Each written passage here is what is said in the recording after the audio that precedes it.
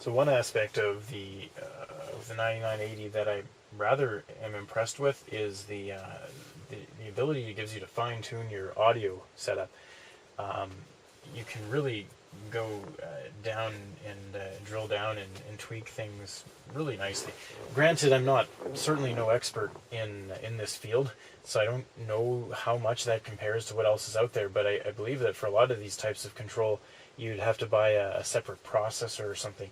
But I mean, I'm definitely finding that this sounds substantially better than my stock stereo that the Toyota gives you, which is basically it's a CD player and an AM/FM radio, and so in this case you get quite a few options.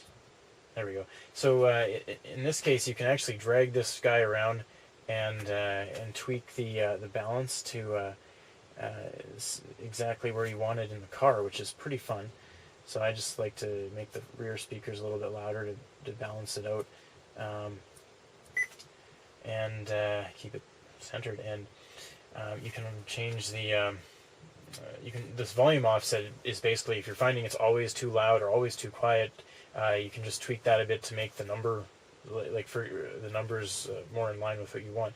So for example, you can hold down the volume buttons on here, and you know it'll slowly turn the volume up and down. You can go faster by tapping it quickly, but if you hold it down, it'll go all the way up to 25 and then stop, and then you have to manually tap it up louder. You can hear there's lots of noise. If I played music, I'd probably blow a speaker right now.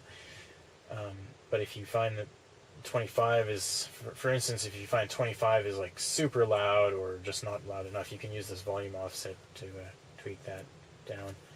Well, I guess it only goes down, so if you're finding it's always too loud, you can use that to adjust it down. There's this Supreme feature. To be honest, I don't hear a huge difference. It's supposed to enhance the sound in some way by recreating the high frequencies that are cut off by lossy encoding or something to that effect. I guess it sounds a little bit better than nothing to me, but in general, I just sort of like a flat sound that isn't processed too much. But if you do really dig into these settings, you can have fun with them. So you can go into the equalizer. It's a whole bunch of silly presets you can toggle on here if you're into that kind of thing, or if you know what you're doing, you can also go and adjust them. I'm not 100% sure, but it kind of looks as if it's the EQ is actually specific to the source too, so you could EQ each source differently, which is pretty elaborate, I think. So you can fine tune the EQ. You get a really elaborate EQ, and I accidentally started nav. There, get the annoying screen. Yeah, so again, the EQ bass extension, I'm finding with that on, it's a little bit too much. I guess generally I'm finding flat EQ works. I haven't played with tweaking that to try to make it sound better for my car. But I suppose if you wanted to, if you were like a sound engineer or something, and you wanted to pink noise the car and find the exact frequency response, you could dial it in very precisely with this EQ. So it's pretty fancy. You can also actually EQ the front and rear speakers independently, which again is a pretty fancy feature. Okay, so going back into, that's not what I meant to do. Going back into the other audio settings, which are in here. Okay, so you've got zone control. So you can actually create the front and the rear parts of the car as different zones, and you can have different sources on them if you wanted. So I can set them as, I can play something different from in the back of the car versus the front. That could be good if you had a really large minivan and you had kids or something. It's kind of a neat feature. In my case, it's useless, but just throwing that out there. And yeah, so in my case, obviously single zone is what I want. But it's a pretty neat tweak that could be useful for a lot of people. And position is pretty fun. So this one basically, if if my understanding is correct, it sets a bit of a time delay on the speakers so that the sound from all of them hits your head at about the right time.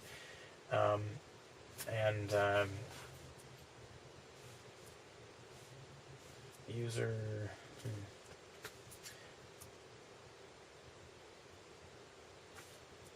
To be honest, I have no clue what I'm doing. I don't even think I've looked at this before. Yeah, so you can set the exact distance that each speaker is from your head. It's got a, if I'm not mistaken, there are presets for this that I'll show you.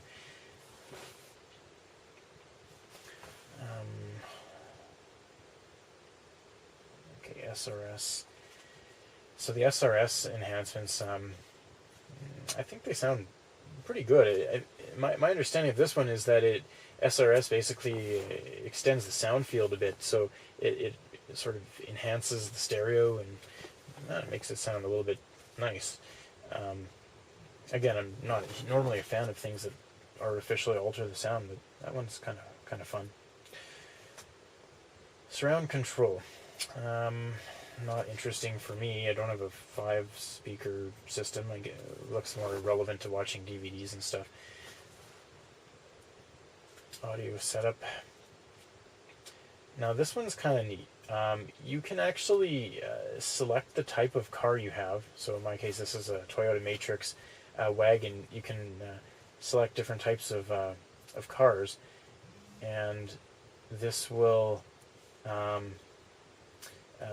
adjust the sound settings of the speakers to sort of compensate for the acoustics of that type of car. And it seems to actually sound really nice when you turn that on. I like that. Channel level, you can sort of tweak an offset on each of the cars. So if you play this test tone, you can just play a little bit of pink noise or something through each speaker. And you can tweak each speaker to sound a little bit louder or quieter, so that they all sound about the same volume to you. So that's awesome that they give you a facility to actually fine-tune that.